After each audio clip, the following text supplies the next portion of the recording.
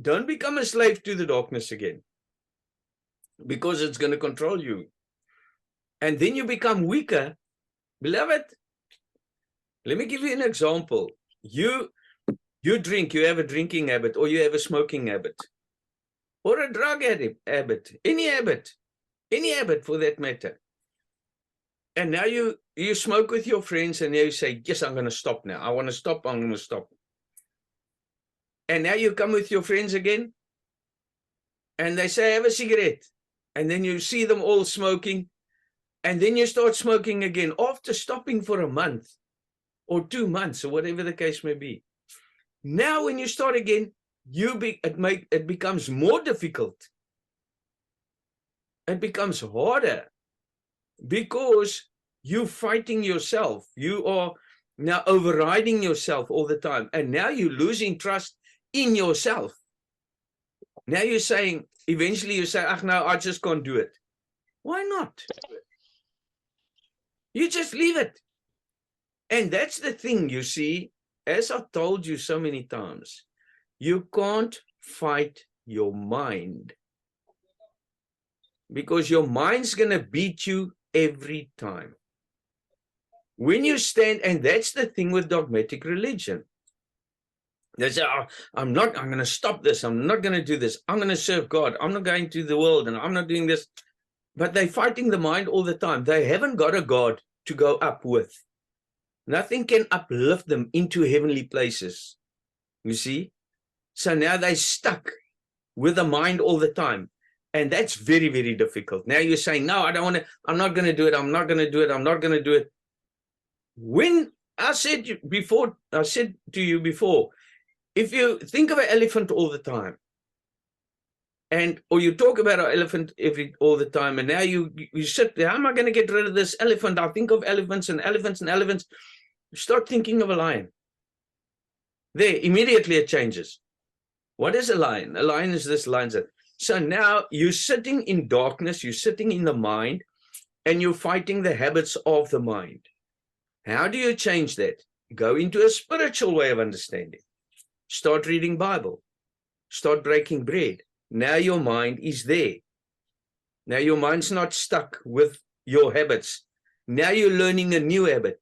And the more time you spend on a new habit, the less you long back to the old habit. Isn't it? Hoe meer jy betrokke raak met iets, and you spend time on that, then you start forgetting about what you did. You do that, you continue with something for a few years, and one of your friends sees you in the street and say, hey, en toe, hoe gaan het? Drink jy nog 'n bottel brandy op 'n slag uit? Say, oh, I forgot about that already. Yes, see, I don't even, no, that's a long time ago. You see, you don't even think about it anymore because that habit died. That's verby. And you know what, beloved, that's one thing about us. Don't try and be holy cannoli. Don't try and, because we did this in the past and that in the past. That's very dangerous. If you want to, as jy wil voorgee, ek is nou, that happens to poor people that becomes rich people. Now they are so high and mighty, they don't even talk to poor people anymore. Hulle is nou peasants, and hulle is nou dit, and hulle is nou dat. But they were the worst. All you elderly beloveds, you know how hard we went every night on testimony, choir practice. We loved it. We were always there. We loved it. And that's why it's so difficult. You know, when we talk about it, I'm sure, like you, I feel like crying to see all that hours and all that we worked so hard, and it's just gone to waste. It's unbelievable. But now, when we see how God came, as the Peters, as the Pauls, as the Johns, and Jesus came and said, come, follow me. And we left everything behind. And now God is uplifting us even higher than we can ever imagine to be. Really, I can't believe it. That even the masters that taught me died. They're gone. The flesh, the bodies are still there. but the spirit is gone. It's like living in this beautiful city where everybody's happy and everybody love one another, and there's multiple of everything. There's food, there's not a need of everything or anything.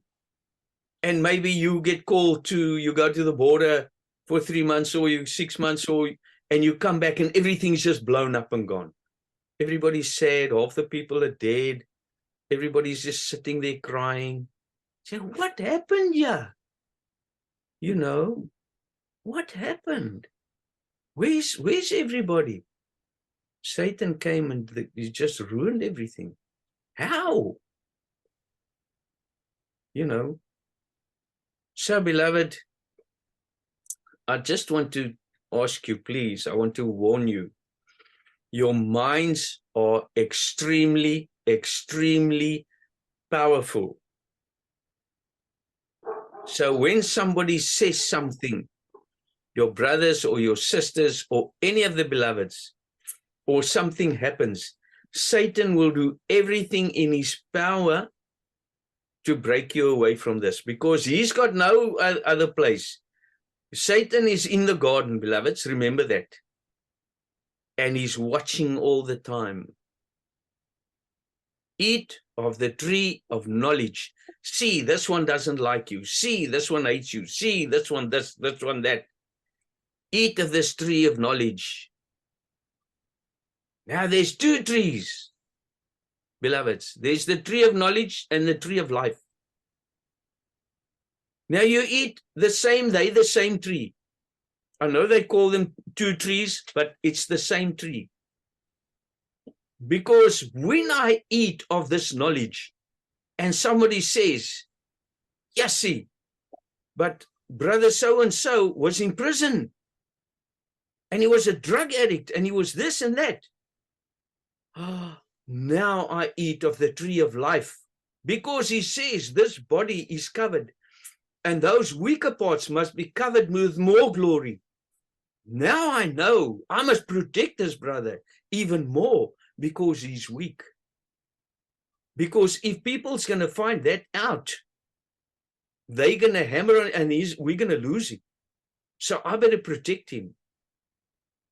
And that's what happened with Noah. When he came out of the ark and he planted a vine, and he drank of this wine, the wine, and he became drunk, and Ham laughed at him.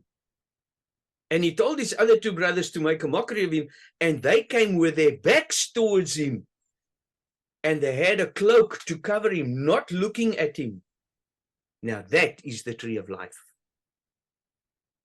When you drink knowledge, good and evil, and you break down, you eating of the tree of knowledge, good, evil, to feed yourself, to laugh at others.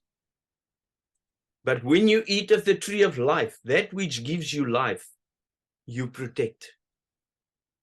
You are the one that dies for others. You don't kill. You don't kill others and harm others and break others down in this body, number one. So that's why when somebody gets drunk, and when did people get drunk? When we drink the wine.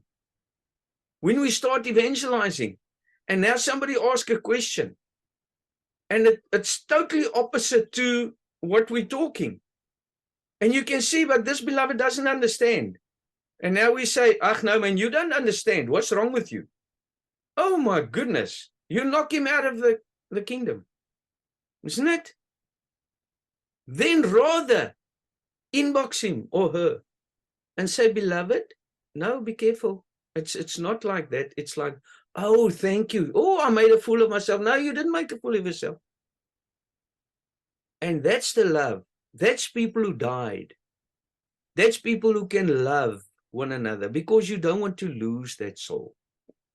You want to take him where you're going. Beloveds, just look at it. Beloveds, you want to be in the kingdom of God. You want to be in the kingdom of God. And that happens by humility, my beloveds. That happens by love. Because God is love. And if that God lives in this temple, beloved, he's going to love through you. Because that's what Jesus is. Jesus is Emmanuel, God with us, God in flesh. And now he talks, as I wanted to read to you this morning, beloved, he says in John 3, he says, Jesus that's with us and in the kingdom of God and in heaven. Of course, Jesus must be with you because he's the mediator. He's the path between Cape Town and Durban. And now when he's that path, he has to be in Durban and in Cape Town, isn't it? He has to be in both places at once and everywhere. So when Christ is within me, I'm also with Father, because Father is now speaking with me through me, because Jesus is Emmanuel. He is God in flesh. And that's why, again, beloveds, I pray with you, when you say that we are members on the body of Christ, or I am a member on the body of Christ, just think, am I really? Do I really love this body? Am I really part of this?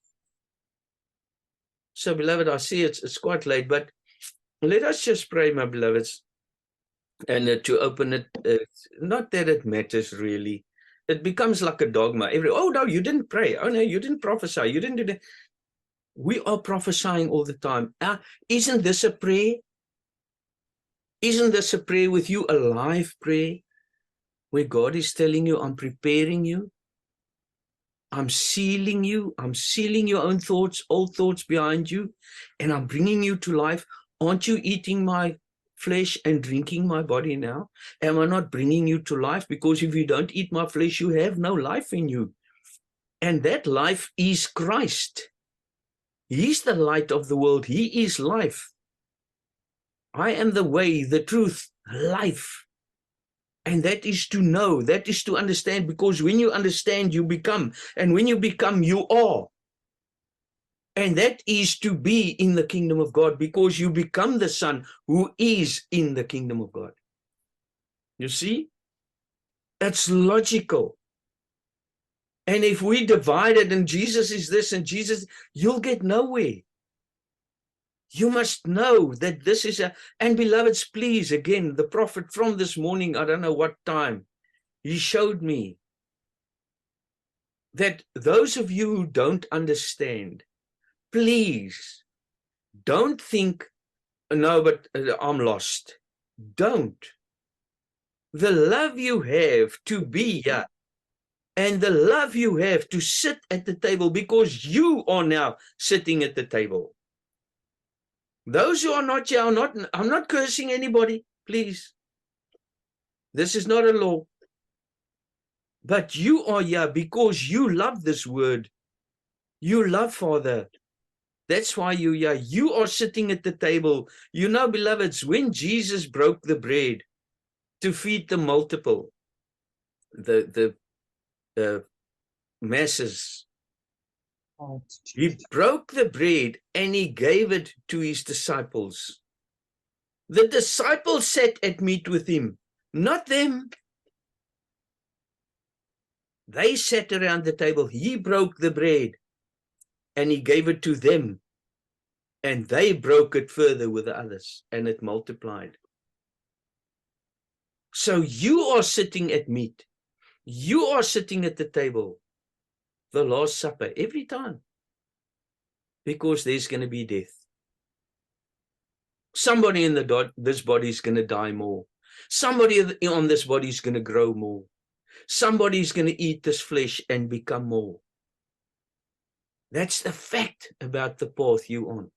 It's not a fantasy anymore. It's reality. So you are here because that's what you love. Others can watch the videos. They can do this. They can do that. It's fine. But you love it. You want to sit at meat. He said, even those who eat the crumbs from the table like the dogs. Yes? We're not. You are the disciples. You make out the body, because he said to his disciples, and that's something I will definitely discuss with you in the next meeting. 1 Corinthians 15. I want you to go read it, beloveds. And I know you've read it. Maybe that page in your Bible's torn already where you read right through it. Read it again, because I'm going to show you things out of there that you will see that it's so simple, but we missed it. And that's why people fall by the wayside. That's why they return to a physical way of understanding. Because, beloved, this word, the sower went out to sow the seed. And he said, there's a carnal body and there's a spiritual body. Now, when the seed is sown, beloveds, it's sown in the earth. And what is born out of the earth? First, Adam. What is born out of the earth? That's the world. So God loved the world that he gave his only begotten son. Now, what does that mean? God curses the world. Yes, he cursed your earth. He cursed the world. Why does he curse the world? Because that's us holding on onto our physical bodies, holding onto our physical way of understanding. When God sows the seed, what is that seed? It gets a body. Now we say, oh no, but we can't die anymore. We have now become Jesus Christ. Doesn't Jesus Christ go to the cross? Yes. So we receive the Holy Spirit, and that God gives that a body as he wishes. A Paul or a John the Baptist or a this or a that or a this or a that. But that will also die. That makes out the body of Christ, isn't it? But now that must die. First comes the Holy Spirit. The truth comes. Didn't Paul and John and everybody bring the truth? Paul sowed, Apollos gave the water, but God gave it a body as he wishes. Also 1 Corinthians 15, same thing. So now that which is formed, he says it won't grow until it dies. 1 Corinthians 15, read this. And you see, now this seed is sown, beloveds, and now that is the Holy Spirit, the truth, because the word is God. The word is the seed. Luke 8, Matthew 13, Mark 4. And he sowed the seed. But now, I just want to show you how many things you have to look out for, not to just take these things for granted, and not to just talk, and then you're going to be gone. Think, see, feel, understand. When the seed is sown, he spoke to his disciples and all the masses. And he said, why do you speak in parables? We don't understand. He says, unto you it is given. The other masses not. They didn't understand because they see not, they hear, they understand not. But unto you it is given. But still they didn't understand. That's the world within them. That has to become God. That has to die. Paul died daily, beloveds, to become Christ. Galatians 2:20.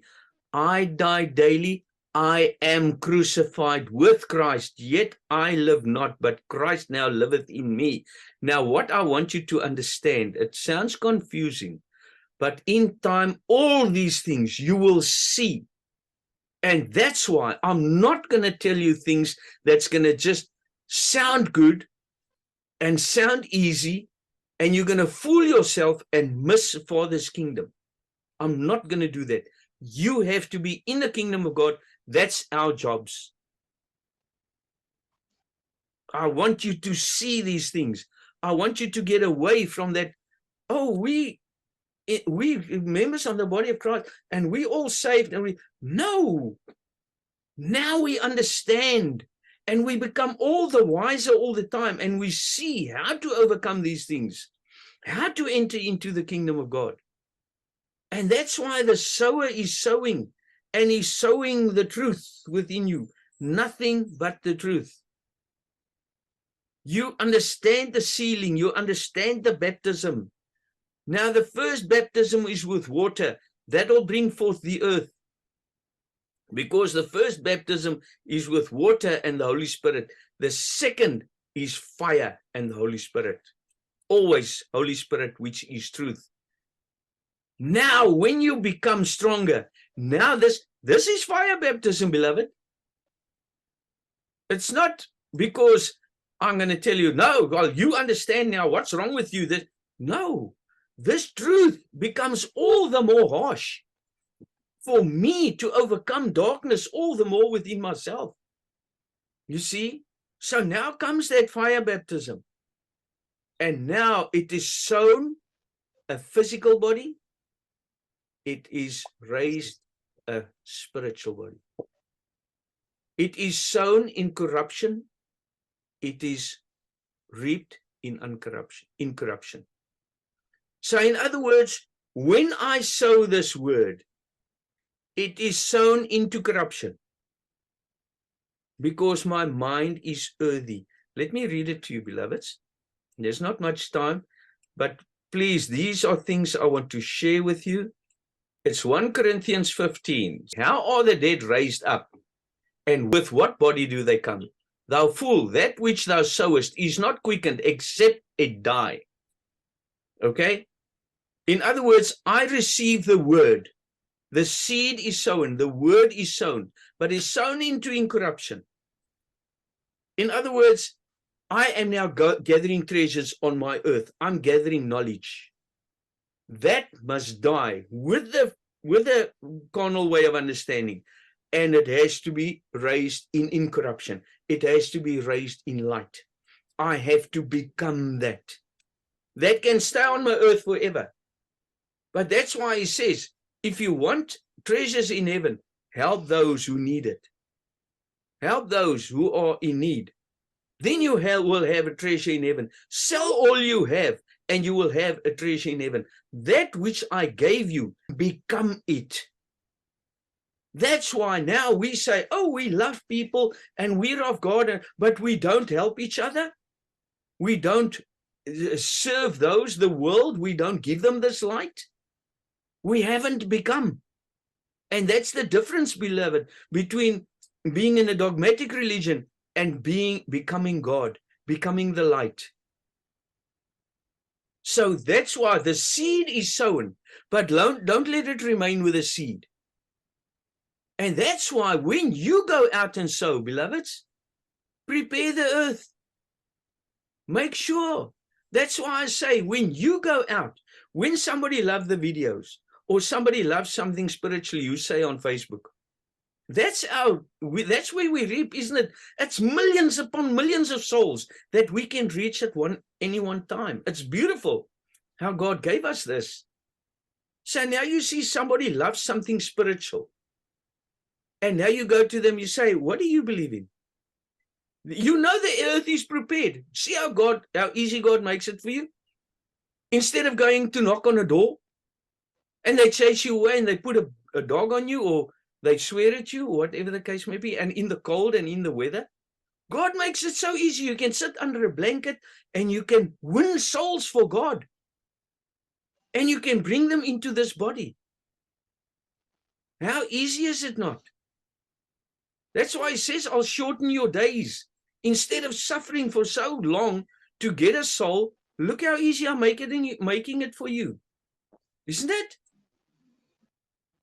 And we don't even use it. And we say we're the members of God. And we say we're the body of God. How many have we taken up? And that's why, beloved, this is, please listen to me. This is being in the kingdom of God. You have the opportunity to be in the kingdom of God, in that state of peace, in that state of light, to be a member on a body that God works through. That's why he has the body, to work through. To do what? To gain souls while you are on the earth in this body.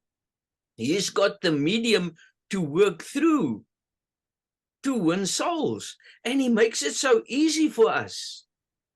And we still don't do it. He says, beloveds, he says, don't fear what you think, what you're going to say. I will lay the words upon your tongue. And if you don't know, you got your brothers and sisters, you got the whole body to ask. And that, beloved, if you don't become Christ, how are you going to be in heaven? If you don't become a lover of souls, if you don't love death, he says, if you don't love death, you will not inherit the kingdom of God. Flesh and blood cannot inherit the kingdom of God. So you have to become spiritual. You have to become that medium through whom God works. That's how you get into the kingdom of God. And when you're there and you leave this body, nothing changes. You there. I'm not going to send you. I can't send you anywhere. Listen to me. I can't send you into the kingdom of God. There's no such thing. When you leave your body, the gate is gone. If you're in the astral, as jy in die doderyk is jy in die doderyk, my geliefde. As jy in die koninkryk is jy in die koninkryk. En daarom moet ek julle nou daar kry. But I can only give you the recipe because it's sown into incorruption, but it's raised in incorruption. Let me just see if we have time. How is the dead raised? And what body will it come? The full. That which is sowest is not quickened except it die. And that because the thought must die and it must become. And that which thou sowest not the body that shall be, but a bare grain, a word, just a word, may change of wheat or of some other grain. But God giveth it a body as it pleased him, and to every seed its own body. He will use you in the body where he wants to. That's why I say everybody aren't the eye, everybody isn't the ear, everybody isn't the prophet, everybody isn't that. Everybody's got his own job. All flesh is not the same flesh. There is one kind of flesh of men, another flesh of beast, another of fish, etc. So also is the resurrection of the dead. It is sown in corruption, it is raised in incorruption. It is sown in dishonor, it is raised in glory. It is sown in weakness, it is raised in power. Jesus, the power of God. It is sown a natural body. It is raised a spiritual body. What is the natural body? He says to Nicodemus, you have to be reborn out of water and spirit. Isn't it? What is the spirit? The spirit of truth. So you hear the truth. You receive the water. You are baptized. But are you baptized to yourself? To use this wisdom for yourself? No. You receive the Holy Spirit because that is Jesus Christ growing within you, beloveds. The truth is now growing within you. The path is now growing within you. Until you see and understand, oh goodness, now I have to go to the cross. Now you have to die. Now you die for others. And it's not even death, beloveds. In the beginning it is. In the beginning, Jesus says, let this bitter cup pass me by. But he knows he has to do it. Oh, let this bitter cup pass me by of drugs or alcohol or whatever habits I have. Please let this bitter. I don't want to leave this. I don't want to leave that. I'm so used to, I've been doing it all my life.